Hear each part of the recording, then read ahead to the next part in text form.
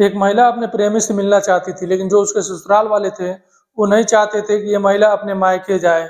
ये महिला अपने मायके जाना चाहती थी सिर्फ़ इस वजह से कि वो अपने प्रेमी से मिल सके। लेकिन जब ये लोग नहीं जाने देते हैं, तो ये महिला अपने ससुराल वालों से कहती है कि उसका एक मामा का लड़का है और वो यहाँ आना चाहता है। ये लोग इजाज़त दे देते हैं और कह देते हैं कि ठीक है, बुला लो, मामा का ही तो लड़का है, कोई दिक्कत नहीं है। और फिर जिसको ये अपने मामा का लड़का बताई थी, दरअसल वो इसके मामा का लड़का नहीं था, बल्कि इसका प्रेमी ही था। और वो यहाँ पर पहुँच जाता है और यहाँ आने के बाद ये दोनों एक प्लान बनाते हैं। इनको लगता है कि जब तक इस महिला का पति ज़िंदा रहेगा, तब तक इन दोनों के बीच में रोड़ा बनता रहेगा और ये दोनों मिल नहीं पाएँगे। और ये प्लान के तहत ही काम करते हैं और एक रोज़ जो इस महिला का पति था, वो खुदकुशी कर लेता है। लेकिन जब पुलिस इस मामले में छानबीन करती है और जिस चीज़ को लोग खुदकुशी मानकर चल रहे थे, दरअसल वो खुदकुशी था ही नहीं और कुछ और था। और पुलिस की छानबीन में और तफ्तीश में कुछ और ही निकल कर आता है। नमस्कार, सलाम, सत श्री अकाल, मैं हूं मुस्तफ़ा और आपका स्वागत है मेरे चैनल पर। आज जो मैं कहानी सुनाने जा रहा हूँ, ये कहानी राजस्थान के जोधपुर से है। जोधपुर में एक परिवार रहता है और इसी परिवार में एक लड़का है जिसका नाम रोहित है और उसकी उम्र तकरीबन 27 साल है। उस दिन जिस दिन का ये घटना है, वो तारीख थी 6 मई 2016 की और इस तारीख से ठीक 1.5 महीने पहले ही रोहित की शादी हुई थी और जिस लड़की से इसकी शादी हुई थी, उस लड़की का नाम सीमा था। 6 मई को अचानक रात का टाइम था और जो सीमा अपने रूम से चीखते हुए, चिल्लाते हुए बाहर निकलती है और अपने सास-ससुर के पास जाती है और उनसे कहती है कि जो उसका पति है रोहित, वो खुदकुशी कर लिया है और अपने हाथ का नस काट लिया है। जब वो लोग ये बात सुनते हैं तो फौरन भागते हुए रोहित के कमरे में जाते हैं और वहाँ देखते हैं तो सच में रोहित के हाथ से खून बह रहा है और वो बेड पर बेसुध पड़ा हुआ है। वो लोग फौरन पुलिस को फ़ोन करते हैं और एम्बुलेंस को भी फ़ोन कर देते हैं। पुलिस वहाँ पहुँचती है, वहाँ से कुछ फ़ोटोग्राफ्स लेती है और एम्बुलेंस पर उसको बैठाकर हॉस्पिटल भेज दिया जाता है। जब हॉस्पिटल रोहित पहुँचता है तो वहाँ से कन्फर्म हो जाता है कि रोहित की मौत हो चुकी है, तो उसको पोस्टमार्टम के लिए भेज दिया जाता है। और इधर अब पुलिस छानबीन करती है और पूछताछ करती है।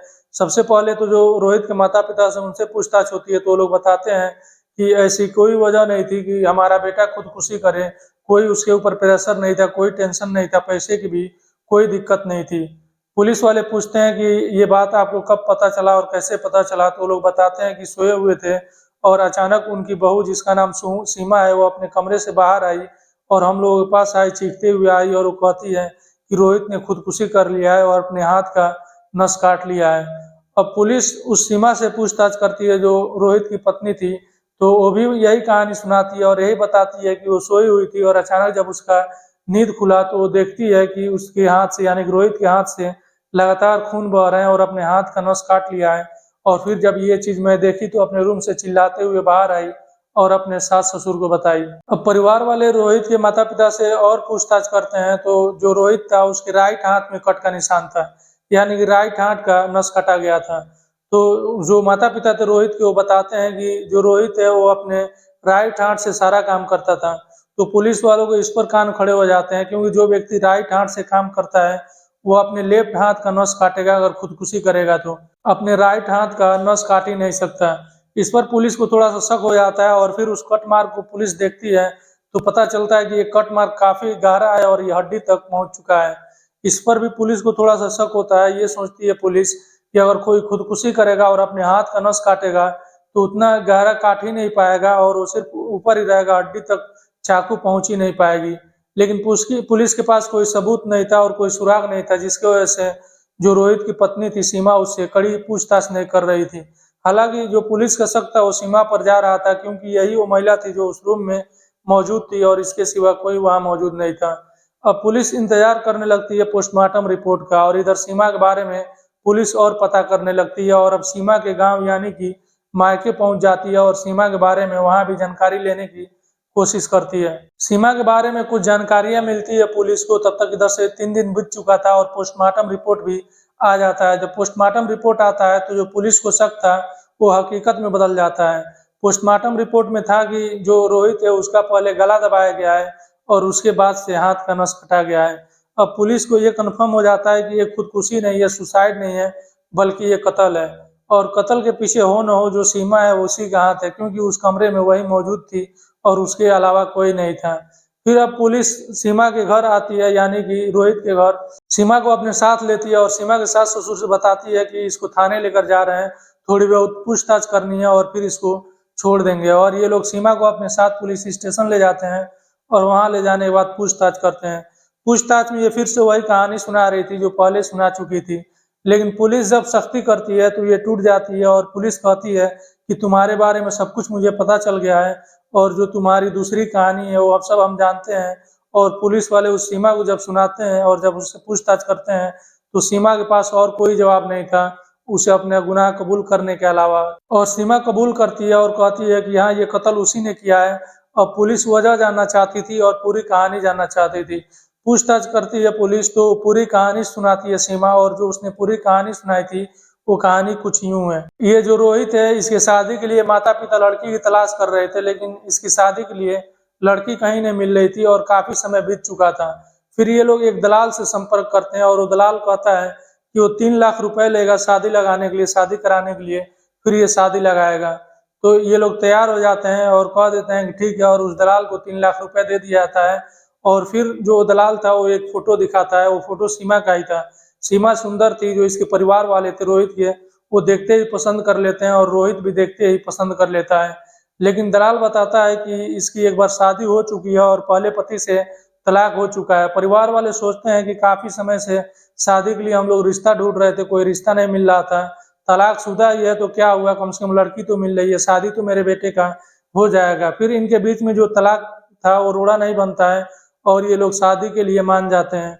और अब दोनों परिवार आमने सामने बैठता है और ये शादी तय हो जाती है। जब शादी तय हुआ तो जो मेरे ससुराल वाले थे वो 3 लाख रुपए देकर ये शादी कर रहे थे। तो जो रोहित के परिवार वाले थे उन्होंने एक शर्त रखा और उन्होंने कहा कि शादी होने के बाद 12 महीने तक उनकी बहू यानी कि जो सीमा है वो अपने मायके नहीं जाएगी।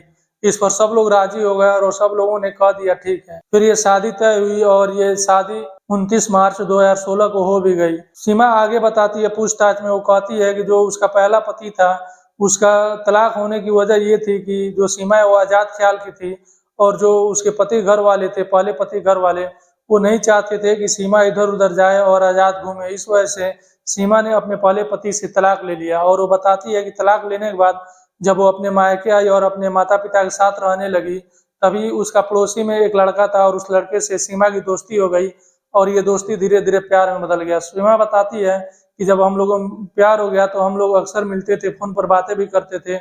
इधर जो माता पिता थे उनको लगा कि हमारी मौत हो गई तो हमारे बाद हमारी बेटी यानी कि सीमा की देख रेख कौन करेगा, तो उन्होंने तय किया कि सीमा की दूसरी शादी करा दें। फिर उन्होंने मेरी शादी रोहित के साथ करा दी और मैं रोहित के घर आकर रहने लगी। और ये तय हुआ था कि 12 महीने तक मैं अपने मायके नहीं जा सकती, तो इसके वजह से मुझे अपने प्रेमी से मिलने में दिक्कत हो रही थी और मैं अपने मायके नहीं जा पा रही थी।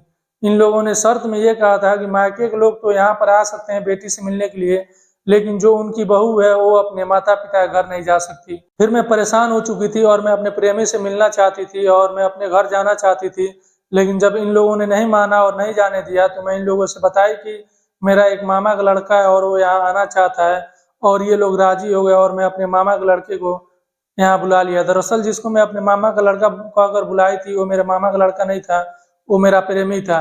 और जब वो यहाँ आया और हम लोग प्लान बनाए कि ये जो मेरा पति है रोहित, ये हमारे बीच का रोड़ा है और जब तक ये जिंदा रहेगा तब तक ये हमारे बीच का रोड़ा ही बना रहेगा और हमें मिलने नहीं देगा। फिर हम लोगों ने प्लान बनाया और प्लान के तहत ही हम लोगों ने काम शुरू किया और जो मेरा प्रेमी आया हुआ था वो अपने घर चला गया। फिर 6 मई 2016 के दिन मैं अपने कमरे में थी और जो मेरा पति रोहित है वो भी कमरे में आ गया था और मैं अपने पति से बोली कि आज एक खेल खेलना है, तुम खेलोगे मेरे साथ? तो जो रोहित है उसने भी हामी भर दिया और उसने कह दिया कि हाँ चलो खेला जाए। फिर मैंने रोहित से कहा कि पहले तुम्हारे हाथ पैर बांधने पड़ेंगे। फिर रोहित ने कह दिया कि हाँ ठीक है बांध दो, कोई दिक्कत नहीं है, क्योंकि रोहित को लग रहा था कि ये तो एक खेल है और ये खेल का हिस्सा है।